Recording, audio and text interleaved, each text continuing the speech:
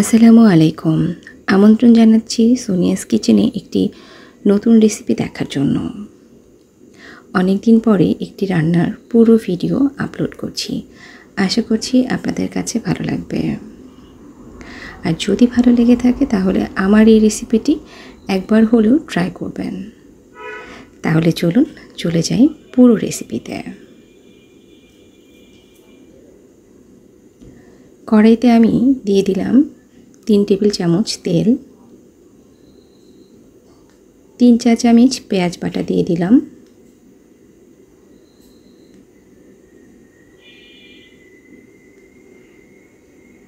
পেঁয়াজ একটু নাড়াচাড়া করে আমি এখন দিয়ে দিলাম রসুন বাটা 1 চা চামচ।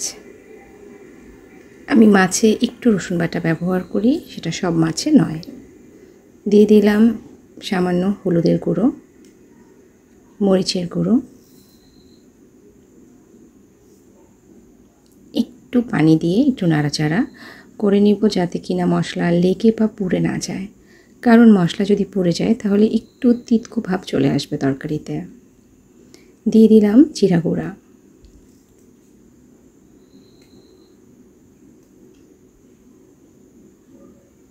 এখন দিলাম সামান্য একটু ধনিয়া গুঁড়া,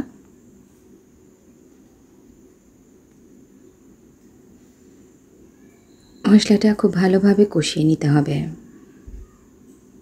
মশলা যত ভালোভাবে কষানো যাবে তরকারির স্বাদ তত বেশি গুণে বেড়ে যাবে।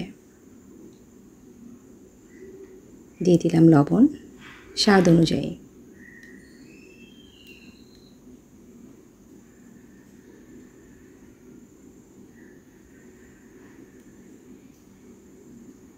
আমি এখন দিয়ে দিচ্ছি চিংড়ি মাছ। চিংড়ি মাছগুলো আমি ভালোভাবে বেছে কুটে ধুয়ে নিয়েছি।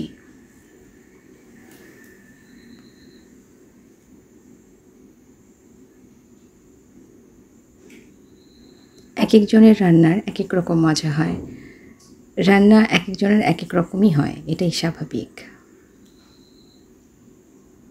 রান্না করার ধরনও সবার আলাদাই হয়।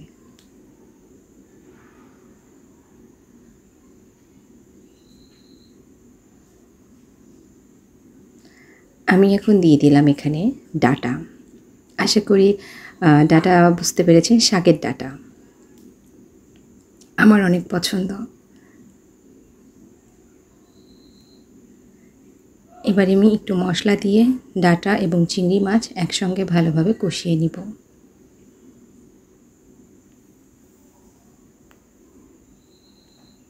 একটু ভালোভাবে কষালে হবে কি, মশলাগুলো ভালোভাবে চিংড়ি মাছ এবং ডাঁটার সঙ্গে মিশে যাবে। দিয়ে দিচ্ছি সামান্য একটু আলু, আমার ভালো লাগে আমি তাই দিয়েছি। আপনাদের ভালো না লাগলে আপনারা আলুটা স্কিপ করতে পারেন, কোনো সমস্যা নেই। আমি কষানো হয়ে গেছে, এখন একটু পানি দিলাম, হালকা একটু সিদ্ধ হোক সেই জন্য।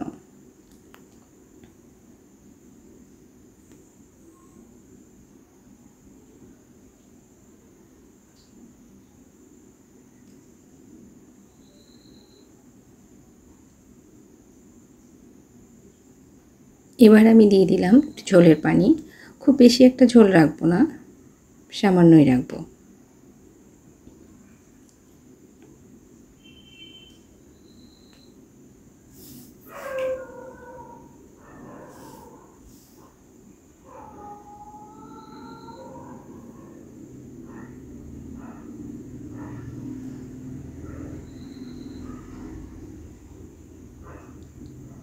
গরম মানে পাতলা ঝোল। গরমের সময় পাতলা ঝোলের তরকারি খেতে আমার তো অনেক মজা লাগে। আপনাদের কেমন লাগে কমেন্টে জানাবেন। আমার রান্না শেষ এবং আমি পরিবেশন করছি।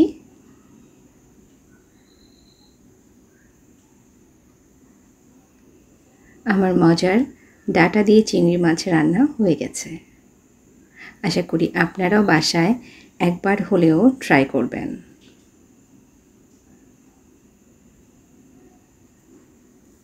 এই তরকারি অনেক মজা লাগে।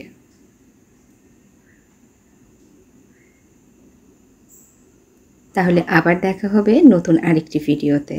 আজকের মতো আল্লাহ হাফেজ, সবাই ভালো থাকবেন।